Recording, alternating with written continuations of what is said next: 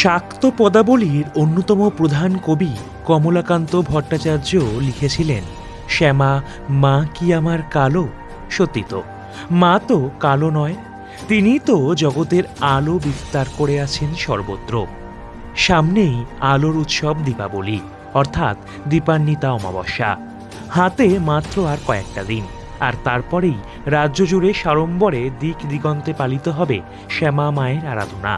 তবে তার প্রাক লগ্নে দাঁড়িয়ে আজ আমরা স্মার্ট বার্তার পক্ষ থেকে পৌঁছে গেছিলাম উত্তর চব্বিশ পরগনার পালপাড়ার শিল্পী অনিল পালের স্টুডিওতে, যেখানে প্রতি বছরের ন্যায় এবছরও জোর কদমে তৈরি হচ্ছে মা কালীর মাতৃ প্রতিমা।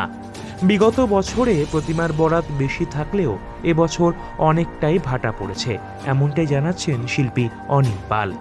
একদিকে প্রাকৃতিক বিপর্যয়, অন্যদিকে প্রতিমার বরাত কম হওয়া, সব মিলিয়েই আশা এবং আশঙ্কার মধ্যে দুশ্চিন্তায় রয়েছেন শিল্পী অনিল পাল।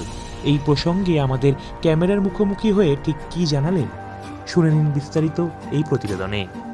এবছর প্রতিমার বায়না কিরম হয়েছে আপনাদের এখানে? বায়না তো হচ্ছে না, বাজার খারাপ? হচ্ছে আচ্ছা, মানে কতগুলো ঠাকুর বানিয়েছেন এবছর? 25টার মতো আছে। 25টা ঠাকুর? আর প্রতি বছর কি এরম থাকে নাকি আরো বেশি ঠাকুর না থাকে? না, প্রতি বছর বেশি থাকে, মানে আগে অর্ডার হয়ে যায়, প্রতি অর্ডারই হচ্ছে না।